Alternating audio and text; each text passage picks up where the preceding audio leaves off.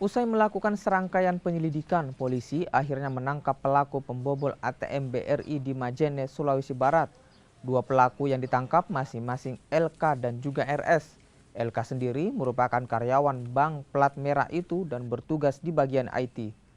Polisi pun kini masih mengejar satu pelaku lainnya yang masih buron. Sebelumnya, tiga pelaku membobol 3 ATM di sejumlah lokasi berbeda, masing-masing ATM di halaman kantor Bupati Majene, ATM Direktorat Universitas Sulawesi Barat, dan ATM di halaman kampus Tain Majene. Yaitu selama ini sejak tahun 2013 dia bertugas untuk menangani pengisian uang di ATM BRI. Nah, karena akan ada pergantian daripada vendor pelaksananya itu di bulan November ini, makanya dia melaksanakan aksinya ya, untuk menutupi yang selama ini dilakukan.